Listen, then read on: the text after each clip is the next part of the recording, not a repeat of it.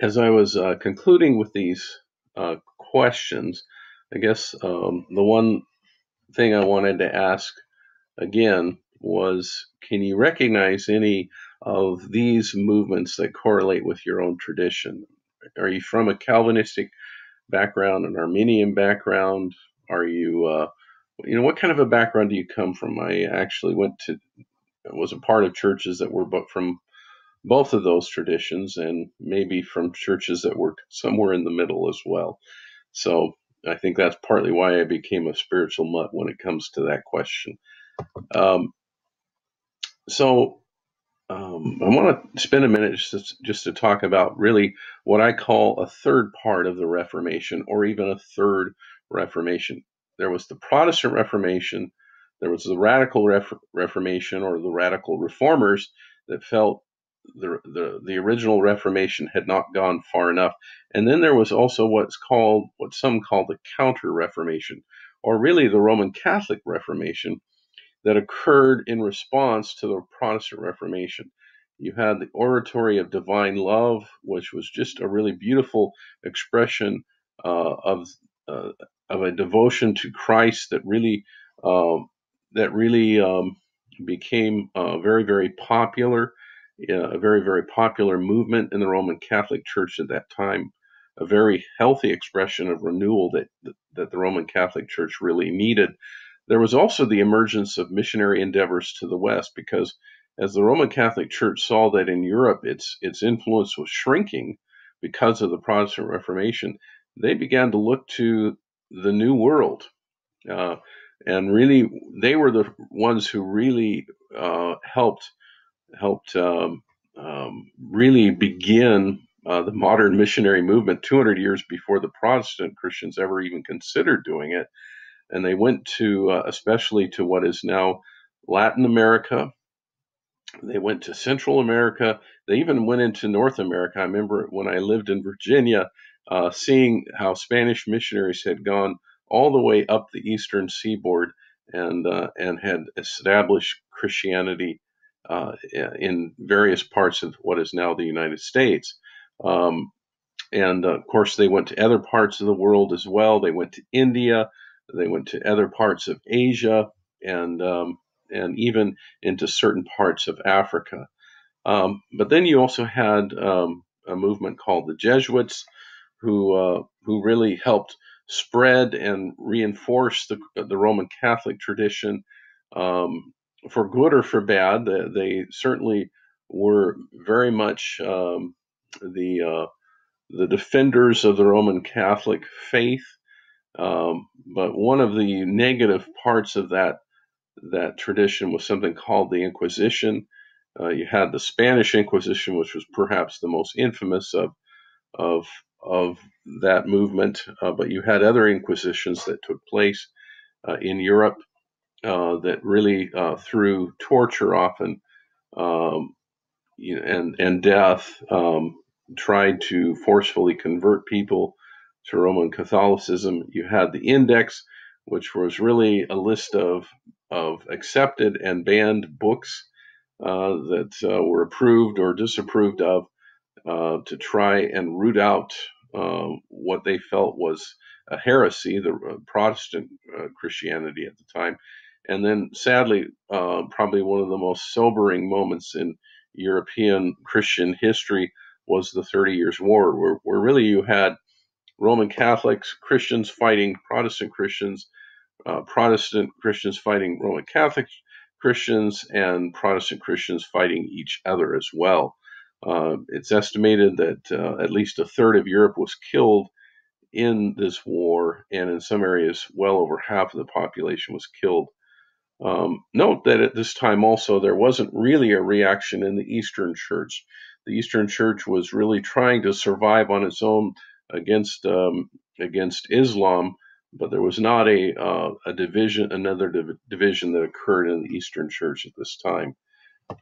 Um, Probably two or three people I want to mention, and they are, I believe, mentioned in Stan Burgess's book, and I encourage you to look at both of these, Ignatius of Loyola and John of the Cross.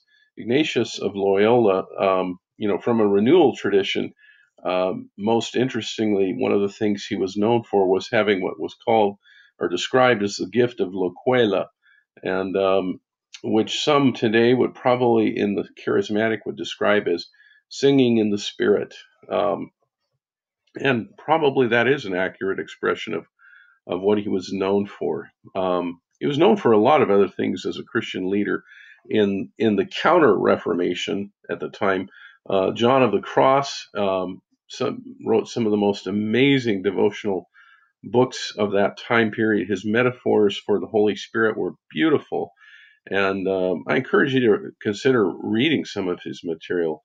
Really, just for today's Christianity, I think his words, his writing are needed in an age where we don't always have the best answer for people that are suffering in the world today. And he gives some beautiful writing on the subject. And I already mentioned the missionary movement in the Americas that really was a result of this Counter Reformation and this renewal that began to take place in the Roman Catholic Church as a result of the Counter Reformation. But but I want you to think about what was positive and what was negative about the Counter Reformation, because there were obviously some negative things. Certainly, most definitely, the 30 Years' War, the Inquisition, the Index were probably all agreeably negative things that occurred. But one last thing I want you to consider, just as a provocative question, after the 30 Years' War, there were pacifist Christians and leaders like George Fox who emerged and challenged the need for war, violence, and militarism. And a good question to ask is, do you think war is ever justified? It's certainly a question that's been asked throughout the history of Christianity. And Augustine was most famous for proposing what is called the just war um, theology or philosophy in the midst of the collapse of Rome. And but anyway, I don't want to belabor that point. One last thing I want to say as we conclude this section and this class is just an intriguing revival that occurred in you know sh- uh, within a generation or two after the Protestant Reformation, and it occurred in Scotland. It's called the Revival at Shotts. It's really what I would consider a classical revival that occurred during or shortly after the Reformation, and it's an intriguing moment to look at. Apparently, on June 21st, 1630, John Livingston, a young lay preacher, was invited to speak at the outdoor communion service in the town square. Apparently, there was, quite a shortage of trained preachers available, for the growth of Christianity that had occurred in Scotland at the time. Um, but as he began to speak, he never finished his sermon. As the power of the Holy Spirit descended and thousands fell to the ground. Um, they didn't necessarily use the term slain in the spirit, but they fell. It was described as though they fell as if they were dead. It fell in the what they described as something akin to the tangible presence of God, came in a powerful way, and 500 people were converted to Christ in one day. And it's a compelling moment in the history of renewal Christianity, especially in Scotland, where so many different uh, um, and more recent renewal movements have occurred in the history of Scottish Christianity.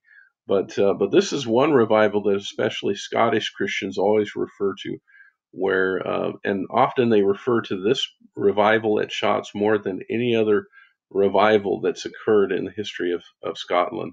Anyway, it's just a beautiful moment in the history of Reformation renewal Christianity. Um, and I think in a way it does answer uh, this aspect of Christianity. Yes, there was renewal and revival that occurred, but wasn't overall universal during the Reformation. It occurred in fits and bursts, and as God through His Holy Spirit revived Christianity. Well, we're out of time, and thank you so much for your time in this class. I've really enjoyed being a part of this class, and I Look forward to your comments and your final